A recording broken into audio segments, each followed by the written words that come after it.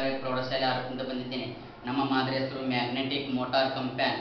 ಇದಕ್ಕೆ ಬಳಸಲಾದ ವೈಜ್ಞಾನಿಕ ತತ್ವಗಳು: ಕಾಂತದ ಸಜಾತಿ ಧ್ರುವಗಳು ವಿಕರ್ಷಿಸುತ್ತವೆ ಮತ್ತು ಕಾಂತದ ವಿಜಾತಿ ಧ್ರುವಗಳು ಆಕರ್ಷಿಸುತ್ತವೆ.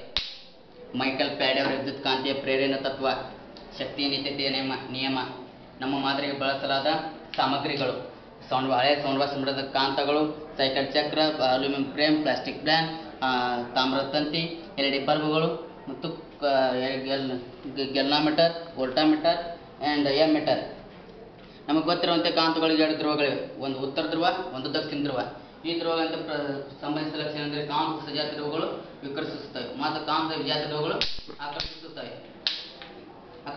ಇದರ ಅರ್ಥ, ಒಂದು ಕಾಂತ ಇನ್ನೊಂದು ಕಾಂತವನ್ನು ವಿಕರ್ಷಿಸುವ ಶಕ್ತಿಯನ್ನು ಹೊಂದಿದೆ. ಈ ಶಕ್ತಿಯನ್ನು ನಾವು ಏಕೆ ಬಳಸಬಾರದು? ಈ ಶಕ್ತಿಯನ್ನು ಮತ್ತೊಂದು ಶಕ್ತಿಯಾಗಿ ಹೇಗೆ ಪರಿವರ್ತಿಸಬಾರದು ಎಂದು ಯೋಚಿಸಿದೆವು. ಇದರ ಪ್ರಯತ್ನ ಫಲವೇ ನಮ್ಮ ಮ್ಯಾಗ್ನೆಟಿಕ್ ಮೋಟಾರ್ ಕಂಪೈನ್. ಸದ್ಯ ಮಾರುಕಟ್ಟೆಯಲ್ಲಿ ಲಭ್ಯವಿರುವ ವಿದ್ಯುತ್ ಫ್ಯಾನುಗಳು ವಿದ್ಯುತ್ ಶಕ್ತಿಯನ್ನು ಉಪಯೋಗಿಸಿಕೊಂಡು ಮಾತ್ರ ಗಾಳಿಯನ್ನು ಬೀಸುತ್ತವೆ. ಆದರೆ ನಮ್ಮ ಮ್ಯಾಗ್ನೆಟಿಕ್ ಮೋಟಾರ್ ಕಂಪೈನವು ಇದು ಗಾಳಿಯನ್ನು ಬೀಸುತ್ತದೆ ಮತ್ತು ಯಾವುದೇ ರೀತಿ ವಿದ್ಯುತ್ತನ್ನು ಬಳಸುವುದಿಲ್ಲ, ಬದಲಾಗಿ ನಮಗೆ ವಿದ್ಯುತ್ತನ್ನು ಬಳಸಿಕೊಡುತ್ತದೆ. ಇದೊಂದು ವಿನೂತನ ಮಾದರಿಯಾಗಿದ್ದು ಮತ್ತು ಇದು ವಿಚಾರ ಮಾದರಿಯಾಗಿದ್ದು ಮತ್ತು ಸಂಪೂರ್ಣವಾಗಿ ಹಸಿರು ಶಕ್ತಿಯನ್ನು ಉತ್ಪಾದಿಸುತ್ತದೆ ಮತ್ತು ಪರಿಸರ ಸ್ನೇಹಿ ಕೂಡ ಆಗಿದೆ. ಈ ಮಾದರಿ ತಯಾರಿಕೆ, ನಾವೊಂದು ಪ್ಲೌಡ್ ಅನ್ನು ತೆಗೆದುಕೊಂಡು ಅದಕ್ಕೆ ಸೈಕಲ್ ಚಕ್ರವನ್ನು ಭದ್ರವಾಗಿ ಜೋಡಿಸಿದೆವು ಮತ್ತು ಕಾಂತದ ಹಳೆಯ ಸೌಂಡ್ ಬಾಕ್ಸ್ನಿಂದ ಪಡೆದ ಕಾಂತಗಳನ್ನು ಸೌಂಡ್ ಬಾಕ್ಸ್ನಿಂದ ಬೇರ್ಪಡಿಸಿ ಅದನ್ನು ಸೈಕಲ್ ಚಕ್ರ ಮೇಲೆ ಉತ್ತರ ಧ್ರುವ ಮೇಲ್ಮುಖವಾಗಿ ಇಟ್ಟೆವು. ಇನ್ನೊಂದು ಸುಜಾತಿ ಕಾಂತಿನ ಹತ್ತಿರ ಹೋದಾಗ ಅದು ವಿಕರ್ಷಿಸುವ ಬಲದಿಂದ ಸೈಕಲ್ ಚಕ್ರವು ತಿರುಗಲು ಪ್ರಾರಂಭಿಸಿತು.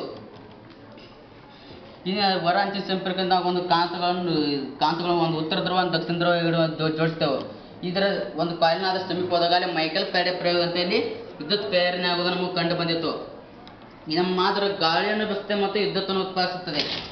ಇದು ನವೀನ ಮಾದರಿಯಾಗಿತ್ತು ಮತ್ತು ಇದು ಸಂಪೂರ್ಣವಾಗಿ ಹಸಿರು ಶಕ್ತಿಯನ್ನು ಉತ್ಪಾದಿಸುತ್ತದೆ.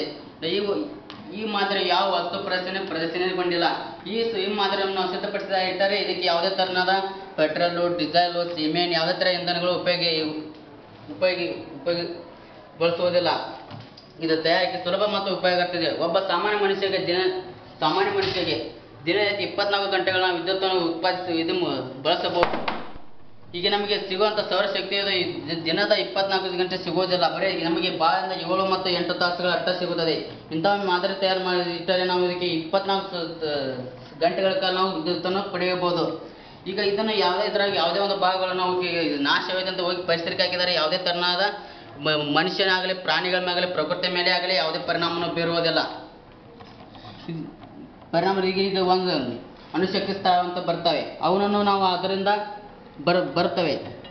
ಅವು ಪೋಸ್ಟ್ ತಗೊಂಡು ಅವು ಅದರಲ್ಲಿ ಇರ್ತಂಥ ಆಮೇಲೆ ಅಲ್ಲಿಂಥ ಲವಣಗಳು ಬರ್ತಕ್ಕಂಥ ಇವು ಅನೇಕ ವಿಷಯಗಳು ಅವು ಪರಿಸರ ಮೇಲೆ ಪ್ರಭಾವವನ್ನು ಬೀರುತ್ತವೆ.